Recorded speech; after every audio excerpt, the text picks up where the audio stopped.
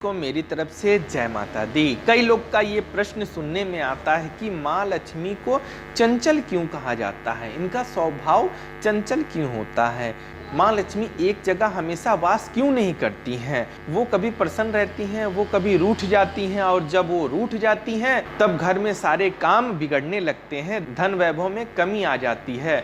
तो आखिर इसके पीछे क्या कारण है और किनके घर में लक्ष्मी का वास होता है, इस बारे में मैं आप सभी को पूरी बात बताने वाला हूं, तो वीडियो को अंत तक जरूर सुने।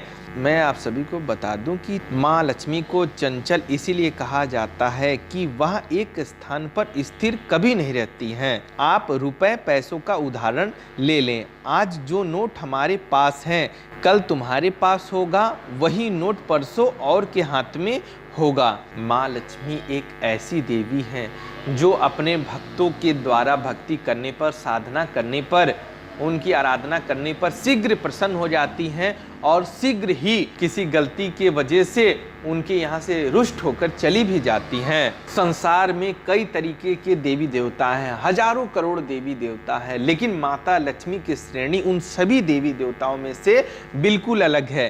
केवल धन की देवी होने के कारण ही नहीं, माँ लक्ष्मी की खासियत यह है कि वो एक जगह स्थायी नहीं होती हैं, क्योंकि माँ लक्ष्मी की भक्ति में उनका अस्थायी वास कराने के लिए जो नियम होते हैं उन नियमों का पालन करना सबके बस की बात नहीं होती है। इसी के लिए कई लोग माता लक्ष्मी को चंचल स्वभाव वाली भी कह देते हैं, लेकिन ऐसी बात नहीं है। माता लक्ष्मी चंचल इसीलिए है क्योंकि माता लक्ष्मी को गंदगी बिल्कुल पसंद नहीं है।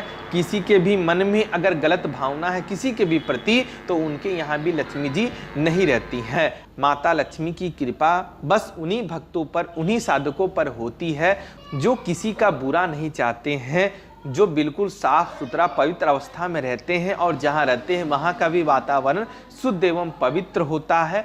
साथ ही जो माता लक्ष्मी की नित्य आराधना करता है, प्रतिदिन उनका श्री सूक्त का पाठ करता है, कनकधारा स्रोत का पाठ करता है, उनकी चालीसा का अध्ययन करता है, उनके मंत्र को जपता है तथा उनका आरती हवन करता है, उन्हीं से माता लक्ष्मी सदैव प्रसन्न रहती है और वहां से लौटकर कभी नहीं आती हैं। मैं आप सभी को अब बताने जा रहा हूं कि माता लक्ष्मी किस जगह वास करती हैं, किनके घर में वास करती हैं।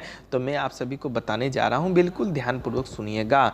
मान्यता है कि जिस घर में श्री यंत्र की पूजा प्रतिदिन होती है, श्री सूक्त का पाठ प्रतिदिन होता है, माँ लक्ष्मी की आरती प्रतिदिन होती है, वहां पर माता लक्ष्मी हमेशा वास करती है। धन की देवी की कृपा पाने के लिए हमेशा घर के ईशान कोण तथा ब्रह्म स्थान को स्वच्छ एवं पवित्र बनाए रखना चाहिए। शास्त्रों में मान्यता बताई गई है कि धन की देवी का तुलसी और केला आंवले के पेड़ में भगवान विष्णु के साथ वास होता है। ऐसे में जिस घर में इन पेड़ों के नीचे प्रतिदिन शुद्ध घी का दीपक जलाया जाता है, वहां पर कभी भी धन धान की कमी नहीं होती है। शास्त्रों में मान्यता बताई गई है कि स्वच्छता में ही धन की देवी का वास होता है, इसीलिए घर को हमेशा साफ सुथरा पवित्र रखना चाहिए।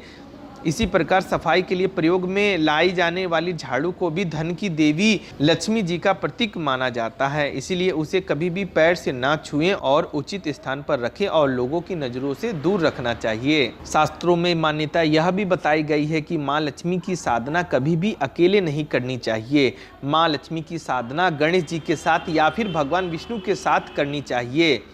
जिस घर में गाय और भगवान विष्णु की विशेष रूप से साधना आराधना की जाती है, वहां पर माता लक्ष्मी का वास हमेशा बना रहता है। माता लक्ष्मी अपने पति यानी भगवान विष्णु से अत्यधिक प्रेम करती है, साथ ही अपने पुत्र प्रभु गणेश से भी अत्यधिक प्रेम करती है।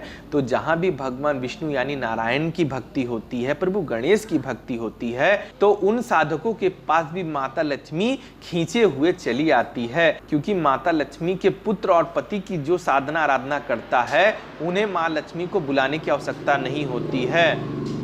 माँ लक्ष्मी खुद ब खुद उस भक्त उस साधक के यहाँ पहुंच जाती है और उनकी सारे कष्टों को दूर कर देती हैं।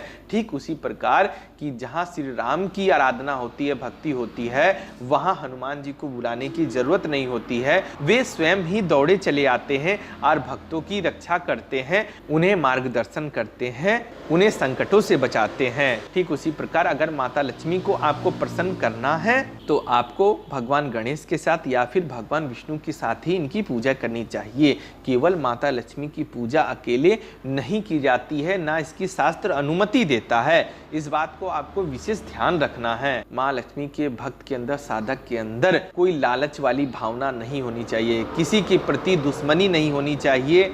माँ लक्ष्मी के भक्त के हृदय में सभी के प्रति आदर भावना होनी चाहिए। माँ लक्ष्मी की साधना करने वाले साधक को प्रतिदिन इनकी साधना करनी चाहिए और प्रतिदिन ना समय मिल सके कारणवश तो आपको शुक्रवार को विशेष करके इनकी पूजा करना चाहिए, क्योंकि शुक्रवार को देवी दिन भी कहा जाता है। यानी जितनी भी देवी हो, माता लक्ष्मी हो, माँ सरस्वती हो, माँ काली हो या आदि शक्ति जगदम्बा ही क्यों ना हो, सभी देवी की पूजा शुक्रवार को विशेष कर किया जाता है। तो अगर आपको प्रतिदिन का समय ना मिल सके तो शुक्रवार को आप विशेष कर पूरे विधि विधान से पूजा अर्चना अवश्य करें, ताकि आपको भी माता लक्ष्मी की कृपा प्राप्त हो सके। अगर मेरे द्वारा दी गई जानकारी आप सभी को पसंद आई हो तो चैनल को सब्सक्राइब करना बिल्कुल ना भूलें। धन्यवाद। जय माता दी।